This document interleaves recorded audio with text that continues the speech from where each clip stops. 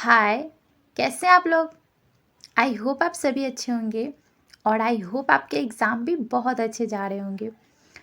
आज की वीडियो में हम लोग बात करेंगे, एक न्यू बुक को हम लोग स्टार्ट करेंगे इसमें, जो कि हमारा BPCS 184, ठीक है, जो कि हमारा है स्कूल साइकोलॉजी।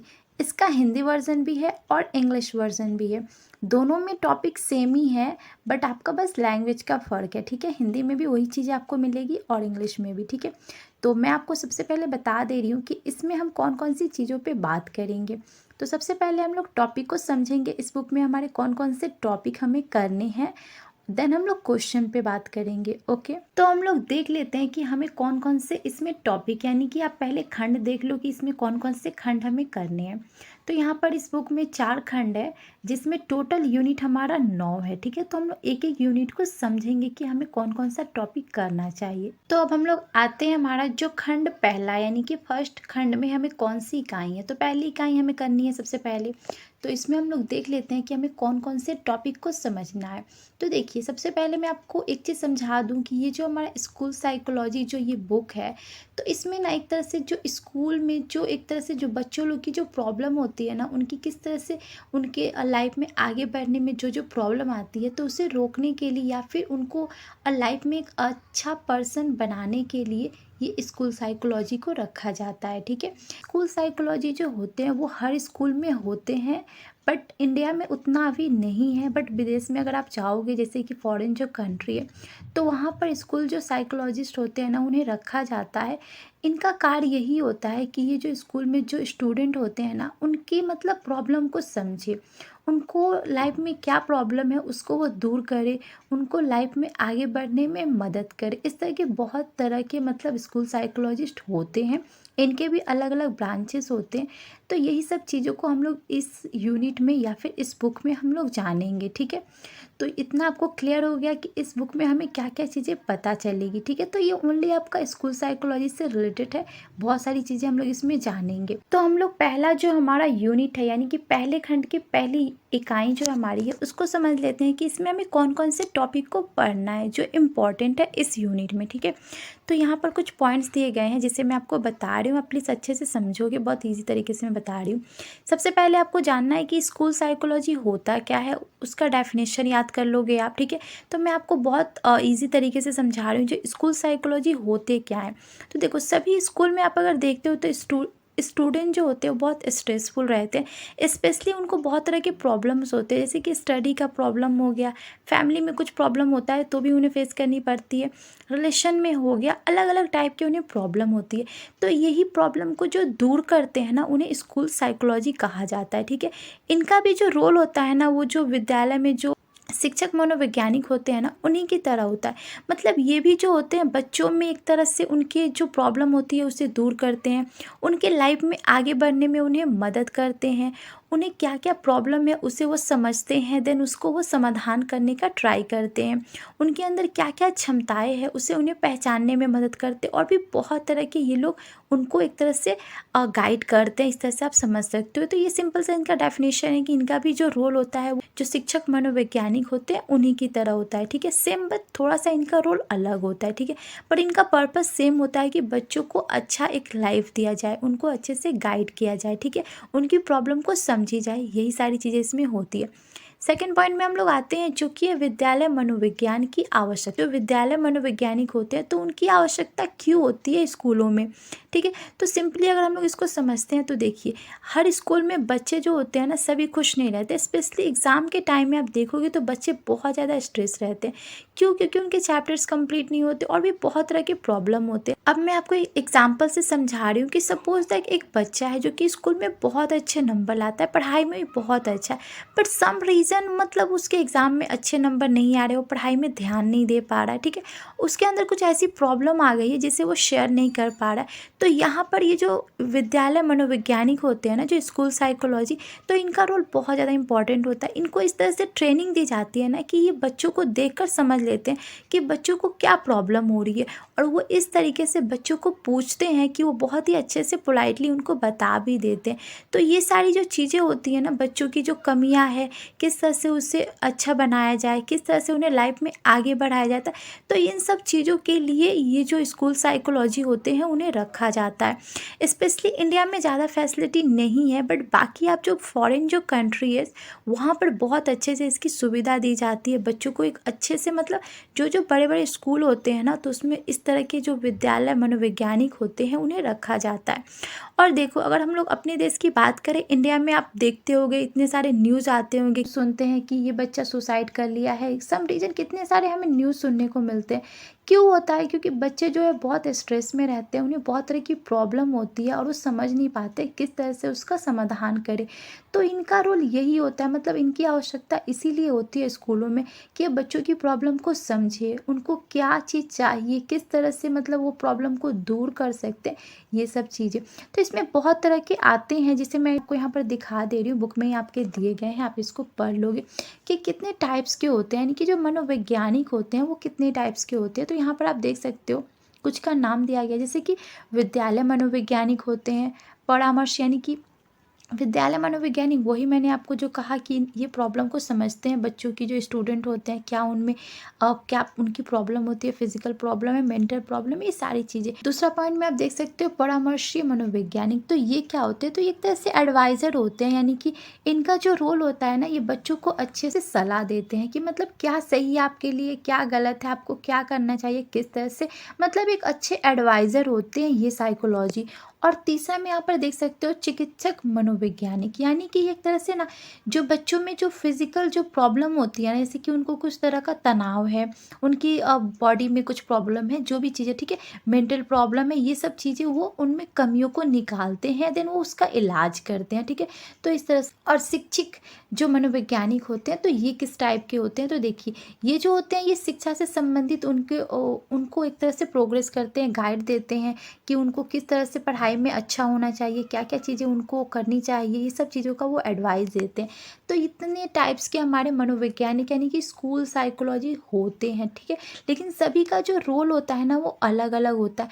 बट कुछ लोग क्या करते हैं ना, सभी चीज़ों को मिक्स कर देते हैं, मतलब उनको और भी चीज़ें दे देते हैं, जिसके चलते वो अच्छे से अपना रोल नहीं निभा पाते हैं ना।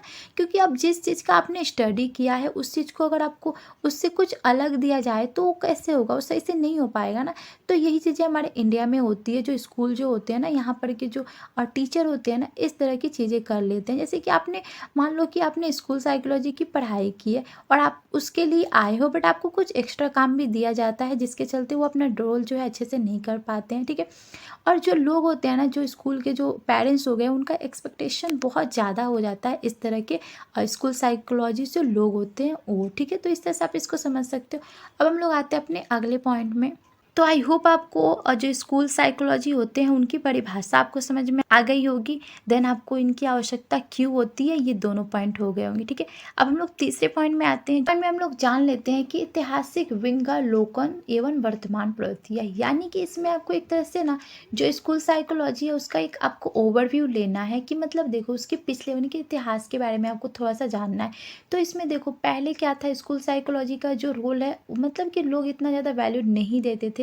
सेम उनको जैसे कि नॉर्मल जो टीचर होते हैं उन्हीं की तरह इनको समझा जाता था, मतलब और इनसे बहुत ज़्यादा एक्सपेक्टेशन की जाती थी कि आप ये काम भी कर दो, वो काम भी कर दो, इस तरह के इनके, मतलब कि एक तरह से देखा जाए ना तो इंडिया में इसकी जो व्यवस्था है ना वो बिल्कुल भी अच्छी नहीं है, और एक तरह से इंडिया में इसका ज़्यादा इंस्टीट्यूशन भी नहीं है, ठीक है। तो इस तरह से आप समझ सकते हो, और भी थोड़ा बुक में दिया है, आप एक बार पढ़ लोगे देन आपका ये भी पॉइंट कंप्लीट हो जाएगा, ठीक। तो अब हम लोग आते हैं तीसरे पॉइंट में। तो तीसरा पॉइंट हमें इसमें क्या करना है, तो भारत में विद्यालय मनोवैज्ञानिक का भविष्य, यानी कि इंडिया में जो स्कूल साइकोलॉजिस्ट होते हैं ना, तो उनका भविष्य क्या है, उनका फ्यूचर क्या है। तो अगर हम लोग इसको सिंपली समझे तो देखो, पहले तो इसका अच्छा नहीं था, यानी कि जो इसके जो सिस्टम वगैरह थे वो उतने अच्छे नहीं थे, क्योंकि सभी लोग इसको नॉर्मल समझते थे, एक ही में इसको मिक्स कर देते थे। बट अभी के टाइम में इसमें कुछ चेंजेस हो रहे हैं। क्यों हो रहा है? क्योंकि लोग देख रहे हैं, गवर्नमेंट जो है वो देख रही है कि बच्चों में कितनी प्रॉब्लम हो रही है।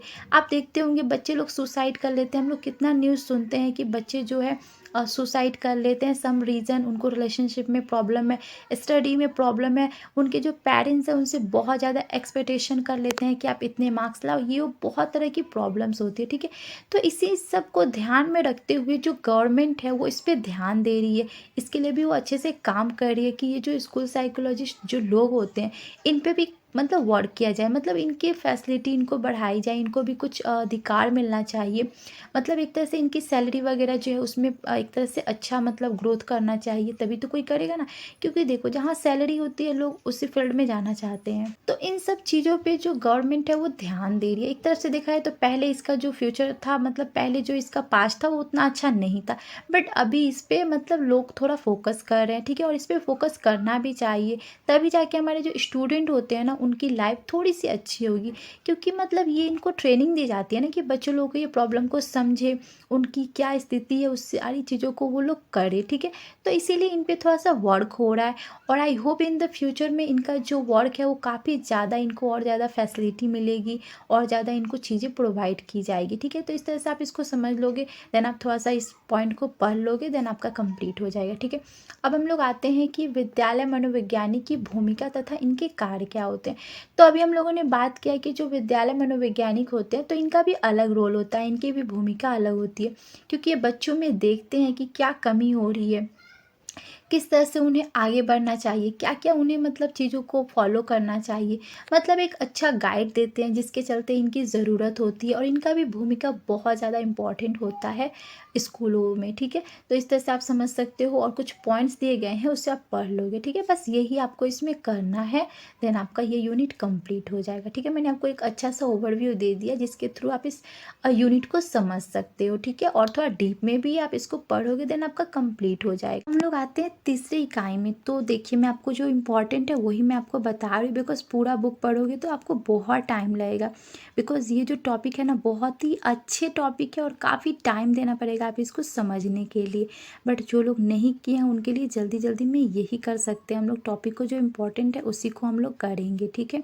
तो देखिए हमारा तीसरा इकाई में ये हमारा विकासात्मक सिद्धांत। तो ये क्या होता है, जिसे हम लोग इंग्लिश में बोलते हैं डेवलपमेंट थ्योरी। तो ये बहुत मोस्ट इम्पॉर्टेंट क्वेश्चन इससे आते हैं जिससे आपको करना है। तो यही पॉइंट आपको इसमें करना है। मैं आपको समझा दे रही हूँ कि इसमें कौन कौन से सिद्धांत, यानी कि इसमें आपको स्पेशली थ्योरीज मिलेंगे अलग अलग जो मनोवैज्ञानिक है उनकी। तो सबसे पहले आपको जानना है कि विकासात्मक सिद्धांत होता क्या है, ठीक है। तो यहाँ पर दिया गया है, आप इसको थोड़ा सा पढ़ लोगे, और मैं आपको जो चीज़ जाननी है वो मैं आपको बता दे रही हूँ। तो देखिए ये जो पॉइंट दिया गया है, संज्ञात्मक विकास का दृष्टिकोण जो दिया गया है, तो इसमें एक सिद्धांत बताया गया है जो कि बच्चों का डेवलपमेंट, यानी कि उनके जन्म से लेकर उनकी मृत्यु तक क्या क्या चेंजेस होते हैं, क्या क्या वो चीज़ों को सीखते हैं, उसी को इसमें बताया गया है। जो कि हमारे जो मनोवैज्ञानिक है, यानी कि जो हमारे साइकोलॉजिस्ट है उनके बारे में, जिनका नाम है जीन पियाजे, ठीक है। तो ये बहुत मोस्ट इम्पॉर्टेंट क्वेश्चन है, मे बी ये क्वेश्चन आ भी सकता है, ठीक है। तो आप इसको कर लो। तो इनका जो सिद्धांत है ना, जो कि इन्होंने बच्चों के डेवलपमेंट पे बताया था, तो इस सिद्धांत को उन्होंने अपने 3 बच्चों पे ट्राई किया था, ठीक है। इन्होंने खुद के बच्चों पे इस सिद्धांत का प्रयोग किया था कि किस तरह से बच्चे जो है वो डेवलप करते हैं, कौन से स्टेज में उनका किस तरह से डेवलपमेंट होता है, इन सब चीज़ों को उन्होंने लिया है, ठीक है। और ये कहाँ के थे, ये स्विट्ज़रलैंड के थे, मतलब ये रहने वाले थे स्विट्ज़रलैंड के, ठीक है। तो इस तरह से आप शॉर्ट शॉर्ट पॉइंट इसमें ऐड कर सकते हो। अब हम लोग आते हैं इंपॉर्टेंट जो पॉइंट है, इनका सिद्धांत क्या है। तो इन्होंने इस सिद्धांत को 4 रूप में डिवाइड किया है, 4 रूप में उन्होंने इस सिद्धांत को बताया है। तो पहला सिद्धांत मैं आपको समझा दे रही हूँ, जो कि 0 से 2 वर्ष, यानी कि हमारा ये जो सिद्धांत है, जो बच्चा जन्म लेता है उसके 2 वर्ष तक ये सिद्धांत मतलब चलता है, यानी कि ये क्रिया होती है।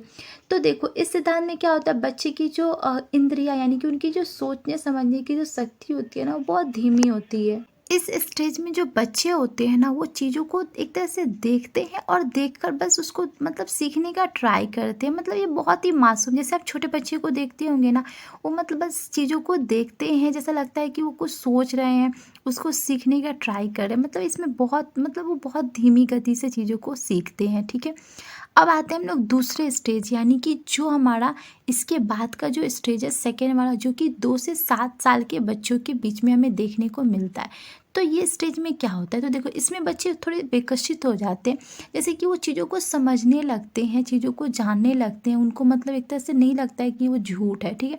मतलब उन्हें लगता है कि हाँ ये सब चीज़ें हैं, जैसे कि वो खेल खेल में बहुत सारी चीज़ों को सीखते हैं, बातों को, ठीक है, बातों को अच्छे से बोल पाते हैं। ये सब चीज़ें आप इसको थोड़ा सा पढ़ लोगे, ठीक है। इसमें मतलब बच्चे बहुत जल्दी सीखते हैं, मतलब बहुत जल्दी चीज़ों को कैच करते हैं, इस तरह से आप समझ लोगे। मैं आपको बहुत ही सिंपल और बहुत जल्दी जल्दी समझा रही हूँ। अब देखो 7 से 12 साल का जो एज होता है, यानी कि तीसरा जो स्टेज होता है, उसमें क्या होता है, तो इसमें आपको पता ही होगा बच्चे बहुत ज़्यादा मतलब इंटेलिजेंट आप बोल सकते हो जाते हैं, चीज़ों को और डीपली समझते हैं, तर्क करने लगते हैं। तर्क मीन्स क्या होता है कि वो एक तरह से ना जिज्ञासी हो जाते हैं, जिज्ञासा टाइप का हो जाते हैं। वो सोचते हैं कि ये क्या है, क्या है, क्यों कर रहा है, ये सब सारी चीज़ें वो सीखते हैं बच्चे इस अवस्था में, ठीक है। और इन इस ये जो स्टेज होता है ना, इनका बहुत ज़्यादा मतलब एक तरह से भटक भी जाते हैं, आप समझ सकते हो इस चीज़ को, ठीक है। तो इस स्टेज में यही चीज़ होती है। अब हम लोग इसके बाद चौथा जो स्टेज है, जो कि इन्होंने बताया है, तो ये जो स्टेज होता है ये 12 से आगे का, यानी कि 12 से लेकर आप 20 या जो भी बता सकते हो। तो इसमें भी बच्चे बहुत ज़्यादा कल्पना करते हैं, चीज़ों को, नई नई चीज़ें इसमें भी सीखते हैं। एक तरह से उन्हें चिंता आने लगती है अपने फ्यूचर को लेकर। एक तरह से इसमें वो लोग बहुत ज़्यादा भटक जाते हैं अपनी अवस्था से, मतलब कि देखो इसमें आप जानते होगे टीनेजर का जो एज होता है, इसमें बच्चे कितनी जगह चेंजेस होता है उनकी बॉडी में, ठीक है, उनके सोचने में, किस तरह से वो अपनी लाइफ का जो मतलब भूल जाते हैं रास्ता वगैरह जो भी है, ठीक है। तो ये सब चीज़ें इसमें आती है। तो इन्होंने ये जो स्टेज है, यानी कि चारों स्टेज उन्होंने अपने बच्चों पे ट्राई किया था और इस चीज़ को उन्होंने लिखा है। तो ये इम्पॉर्टेंट है, इसे आपको करना है। तो गाइस एक चीज़ मैं आपको और यहाँ पर बोलना चाहूँगी कि देखिए हम लोग जब क्वेश्चन थ्योरी वगैरह लिखते हैं तो हम लोग डायग्राम अगर बनाते हैं तो हमें अच्छे खासे नंबर मिल जाते हैं, ठीक है। तो आप ट्राई करोगे कि ये जो डायग्राम दिया गया ना, इससे आप बनाने का, इससे आपको अच्छे खासे नंबर भी मिल जाएंगे और आपका जो आंसर है ना वो और ज़्यादा अट्रैक्टिव अच्छा लगेगा, ठीक है। तो आप इस डायग्राम को यूज़ कर लोगे अगर ये क्वेश्चन आया तो। अब हम लोग नीचे आते हैं कि हमें नीचे में और क्या करना है, कौन सा इम्पोर्टेंट है, उससे हम लोग देख लेते हैं। तो ये इम्पॉर्टेंट है, ये आप कर सकते हो, बट इससे भी ज़्यादा इम्पॉर्टेंट आई थिंक ये वाला है जिसे आपको करना है, ठीक है। इसे भी आप थोड़ा सा पढ़ लोगे, बट ये वाला भाषा विकास का जो सिद्धांत है ना, ये मोस्ट इम्पॉर्टेंट है।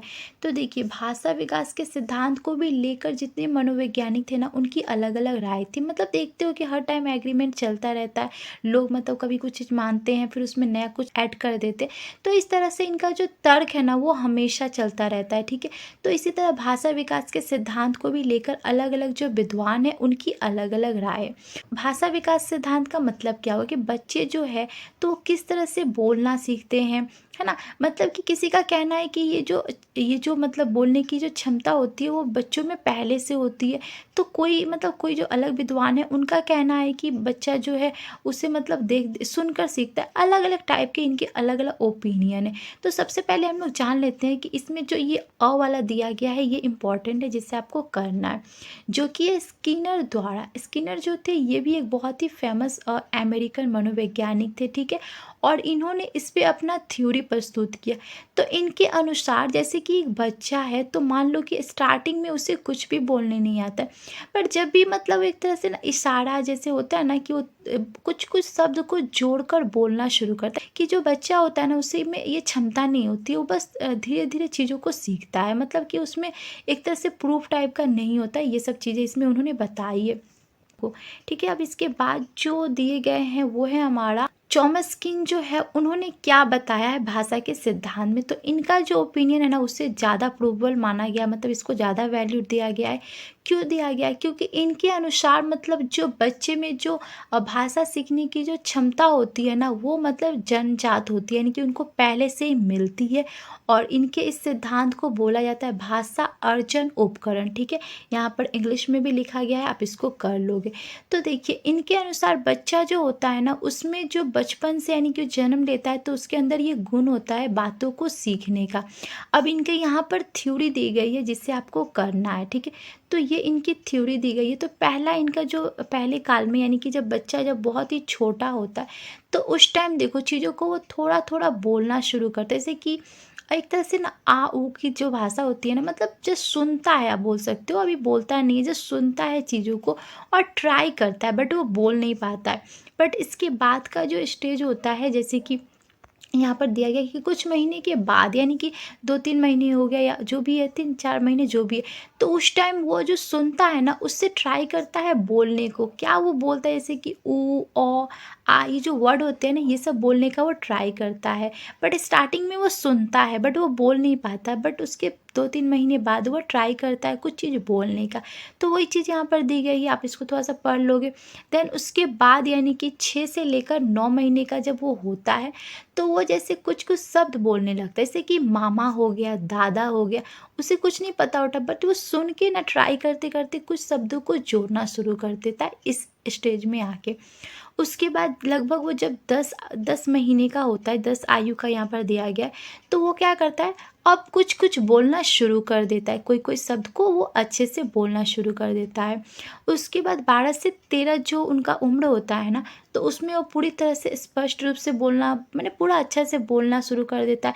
चीज़ों को क्वेश्चन करने लगता है कि ये शब्द क्यों है, मतलब वो अर्थ जो है समझने लगता है, ठीक है? तो इस स्टेज में यही है। अब उसके बाद हम लोग देख लेते हैं कि 15 से 18, तो आपको पता ही होगा, बच्चा इसमें पूरी तरह से अच्छे से जान लेता है, चीज़ों को डीपली समझता है, क्वेश्चन करता है, और भी मतलब क्या मतलब होता है कि शब्द का, वो उसमें फ़र्क, उसका जो है अंतर जानना समझ जाता है, फ़र्क जो होता है उसे वो समझ जाता है, बस यही है। तो आप इन चारों जो दी गई है पॉइंट, इसको आप थोड़ा सा कर लोगे, ठीक है? जो भी पॉइंट दिया गया आप इसको थोड़ा-सा कर लोगे, बस यही आपको करना है भाषा से। भाषा का जो सिद्धांत है इसमें आपको ये पॉइंट करना है। उसके बाद आप ये वाला पॉइंट भी कर लेना, ये भी इम्पोर्टेंट है, बट ये उतना नहीं है, बट फिर भी आप कर लेना, मे बी अगर आ गया तो आपको करने में ईज़ी होगी, ठीक है? मैं इसको आपको समझा नहीं रही हूँ। इसके बाद का जो दिया गया है उसे आपको करना है ये वाला, ठीक है? तो ये जो 3 वाला जो पॉइंट दिया गया ये इम्पॉर्टेंट है, तो ये पॉइंट में आपको इसको समझना है, ये भी एक थ्योरी है, जो कि पारिस्थितिक प्रणाली सिद्धांत क्या होता है। तो अब हम लोग इकाई 2 में आते हैं, तो इसमें हम लोग देख लेते हैं कि इसमें हमें कौन-कौन से टॉपिक को करना है। तो सबसे पहले हम लोग हेडिंग को देख लेते हैं, मानव विकास का परिचय, यानी कि इंग्लिश अगर हम लोग समझते हैं तो इंट्रोडक्शन टू ह्यूमन डेवलपमेंट, ये इसका मीनिंग हो गया। अब इसमें हम लोग टॉपिक को समझ लेते हैं। तो गाइज़ ये जो हमारा यूनिट है बहुत ज़्यादा इंपॉर्टेंट है, इससे बहुत क्वेश्चन आते हैं, तो इसको हम लोग थोड़ा अच्छे से समझते हैं कि इसमें हमें कौन-कौन से पॉइंट को करना चाहिए एग्ज़ाम के लिए, ठीक है? तो ये पहला जो पॉइंट दिया गया है इसे आपको करना है, जो कि हमारा 2.1 का है।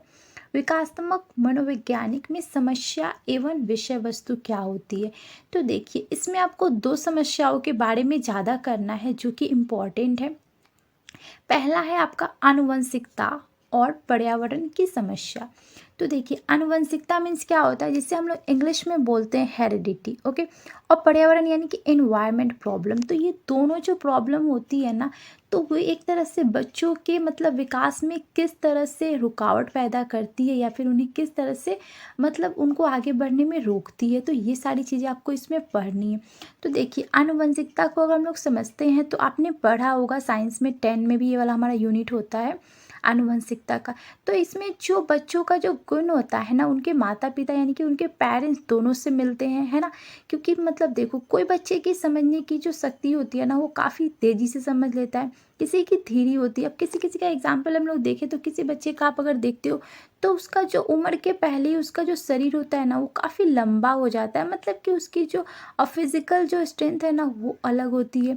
मतलब देखो एक ही माहौल में बच्चा है, बट उसका जो मतलब उसका जो गुण मिला है उसके पेरेंट्स से, वो थोड़ा थोड़ा अलग हो जाता है, जिसके चलते उसको बहुत तरह की मतलब समस्याएं भी होती है। तो ये सब चीज़ें इसमें दी गई है, जिसे आपको समझना है। जैसा कि यहाँ पर ये पॉइंट दिया गया है कि मनुष्य की भौतिक विशेषता, मानसिक क्षमता, व्यक्तित्व तथा सामाजिक व्यवहार के तरीके आदि मिलकर मनुष्य का जो चरित्र होता है ना, कैरेक्टर जिसे हम लोग बोलते हैं, उसका निर्माण करते हैं। तो ये एक बच्चे का जो वृद्धि होता है ना, उसमें इन सारी चीज़ों का बहुत ज़्यादा इम्पोर्टेंट रोल होता है। इन्हीं के चलते बच्चे जो है जिस माहौल में रहते हैं, उन सब सारी चीज़ों से इनका बहुत ज़्यादा असर पड़ता है। सबसे पहले उन्हें आनुवंशिकता जो उनके माता पिता से मिलती है, इसका भी बहुत ज़्यादा असर होता है। और पर्यावरण, पर्यावरण यानी कि वो जिस सोसाइटी में रहते हैं, मान लो कि आप एक अच्छे अच्छे फैमिली में रह रहे हो, वहाँ की बात करने का तरीका, जो भी चीज़ें हैं ना उसका असर आप पे होगा। तो कभी अच्छा तो यही चीज़ें जो होती है ना, इस पे क्या-क्या समस्याएँ होती है बच्चों को, क्योंकि देखो पर्यावरण का बहुत ज़्यादा इम्पोर्टेंट रोल होता है बच्चों पे। आप जिस पर्यावरण या आप जिस सोसाइटी में रहते हो, तो वो बहुत ज़्यादा आप पे असर करेगी। तो ये सब चीज़ें इसमें दी गई है, तो इसको आपको थोड़ा-सा पढ़ लोगे। जैसे कि यहाँ पर ये वाला हमारा 2.3 का, ठीक है? तो इससे आपको करना है, ये इम्पोर्टेंट है। तो इसमें आपको देखो सतह का विकास कैसे होता है, तो इसमें आपको सिंपली अगर समझाऊँ तो ये जो लाइन दिया गया है कि देखो बच्चे का जो विकास होता है ना वो निरंतर यानी कि हमेशा होता है। जैसे कि छोटे से उसके शरीर में वृद्धि होती है, उसकी लंबाई बढ़ती है। और एक चीज़ आप इसमें और पॉइंट कर सकते हो कि बच्चे का जो होता है ना, पेरेंट्स के साथ किस तरह का रिलेशन है, किस तरह से वो पेरेंट्स के संग टाइम स्पेंड करते हैं, ये सारी चीज़ें भी बहुत ज़्यादा मैटर करती है इसमें एक बच्चे की वृद्धि में। तो बस यही होता है कि बच्चे का जो परवरिश होता है वो किस तरह से होता है इन द स्टार्टिंग में, वही चीज़ें यहाँ पर दी गई है। तो इस तरह से आप इसको समझ सकते हो, ठीक है। अब हम लोग अगले पॉइंट में आते हैं जो कि हमारा इम्पोर्टेंट है, ये कि जीवन परिवर्तन विकास, यानी कि देखो इसका अगर हम लोग सिंपली समझते हैं तो आपको पता होगा कि हम जो इंसान है यानी कि जो मानव है, तो उनका हमेशा ही मतलब जीवन यानी कि लाइफ टाइम उनका विकास होता रहता है। वो हमेशा कुछ ना कुछ सीखते हैं नया। जैसे कि स्टार्टिंग में उनके शरीर में वृद्धि होती है, बाद में जाके उनकी सोच या फिर चीज़ों को सीखने में किस तरह से वो आगे बढ़ते हैं, चीज़ों को सीखने में जल्दी होती, चीज़ों को किस तरह से जल्दी सीखते हैं, तो इस तरह से वो हर रोज़ कुछ ना कुछ सीखते हैं। आप देखते होगे एक छोटा बच्चा जो है कितनी जल्दी चीज़ों को कैच कर लेता है। आप कुछ भी उसको बताओ तो बहुत जल्दी सीख लेता है, क्योंकि उस टाइम उसका माइंड जो होता है ना वो बहुत ही रिलैक्स या फिर बोल सकते हो काफ़ी ज़्यादा मतलब क्वेश्चन करने टाइप का होता है, तो उससे वो चीज़ों को बहुत जल्दी पकड़ लेता है। तो ये सब चीज़ें इसमें दी गई कि किस तरह से हमारा जो विकास होता है ना वो हमेशा होता है। अब मान लो बचपन में भी हमारा, बचपन में तो सबको पता है कि विकास होता ही हमारे शरीर का होता है, हमारी बुद्धि का होता है, हर तरह से होता है। बट बाद में जैसे कि ये जो एज दिया गया है 60 से 80 के बीच का जो एज दिया गया है, तो इसमें भी जो लोग होते हैं ना उनका विकास होता है। जैसे कि वो उनकी एक तरह से ना कुछ सीखते हैं। बेशक उनके शरीर में वृद्धि नहीं होती है, बट उनकी मानसिक जो स्थिति है ना उसमें वृद्धि होती है, अलग अलग चीज़ें वो भी सोच, ऐसा नहीं है कि इस टाइम में आकर यानी कि इस स्टेज में आकर उनकी जो वृद्धि है वो रुक जाती है, नहीं। हम पूरी लाइफ यानी कि हम जब तक मरते हैं, जब तक हम मरते नहीं है उससे पहले हम हमेशा कुछ ना कुछ सीखते हैं, यानी कि हम लाइफ लॉन्ग चीज़ों को सीखते हैं, ये हमारे अंदर होता है, ठीक है।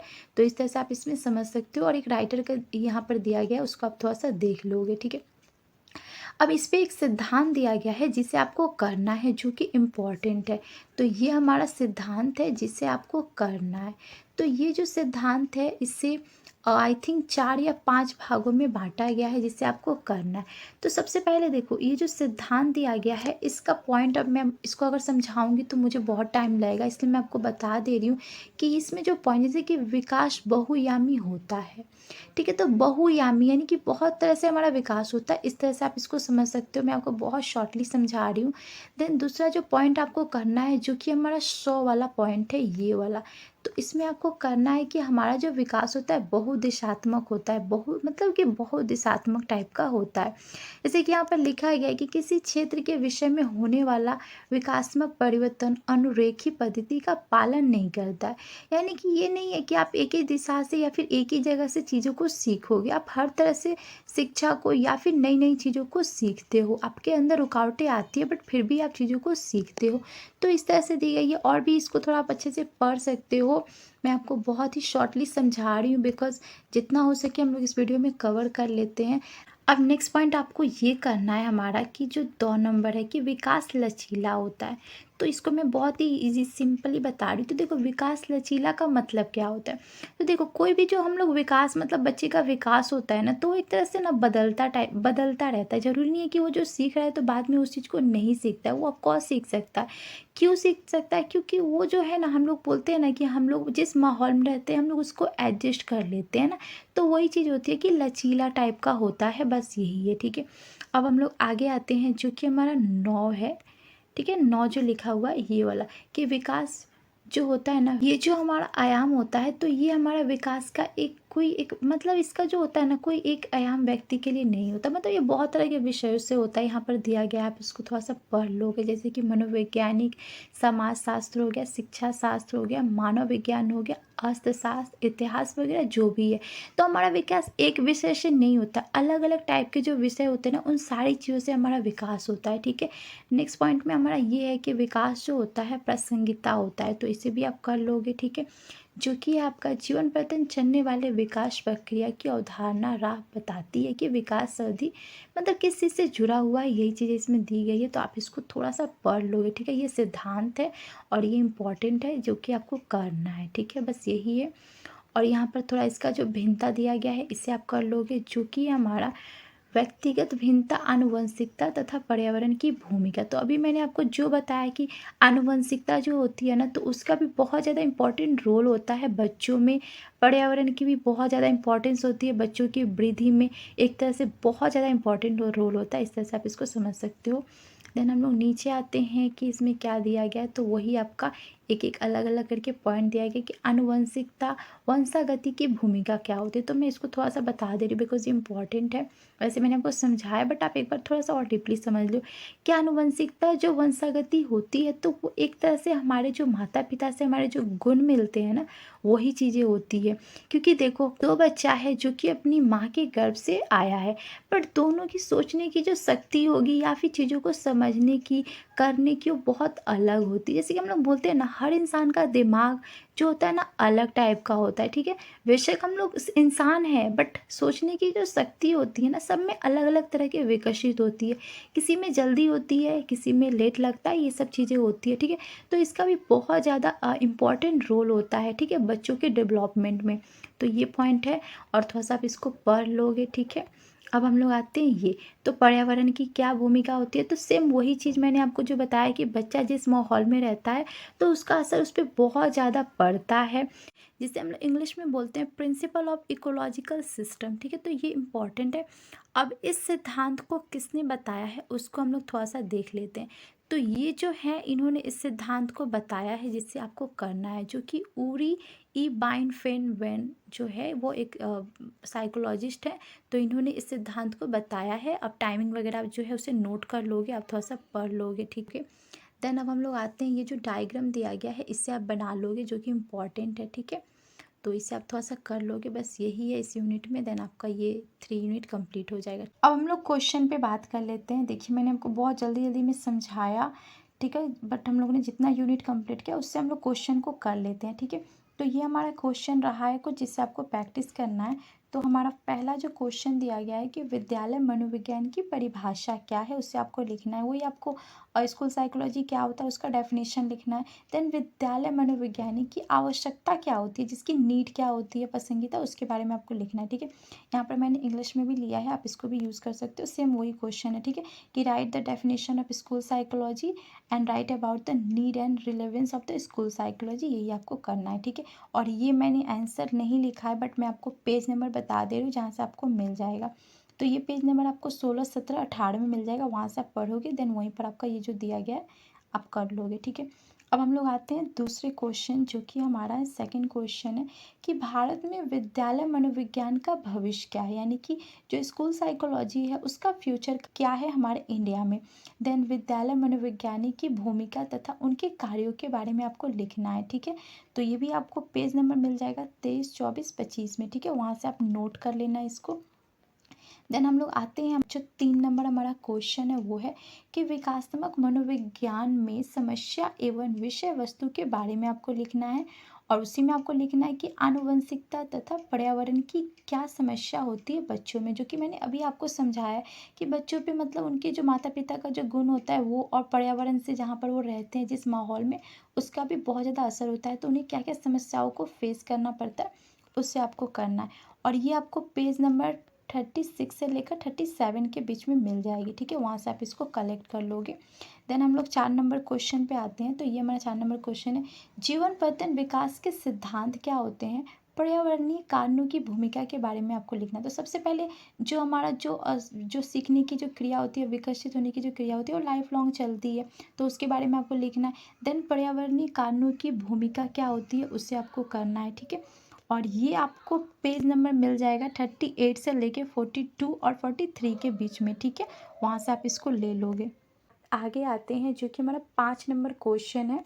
तो इसमें आपको करना है कि जीन पियाजे का संज्ञात्मक विकास, यानी कि उन्होंने जो सिद्धांत दिया है उसको आपको करना है, ठीक है। तो ये भी आपका इम्पॉर्टेंट है, वही उन्होंने जो बताया कि बच्चे का मतलब कितने स्टेज में विकास होता है, उन्होंने अपने तीनों बच्चों पे इसका प्रयोग किया था, उसी को आपको लिखना है, ठीक है। ये इंपॉर्टेंट है और इसे आपको करना है।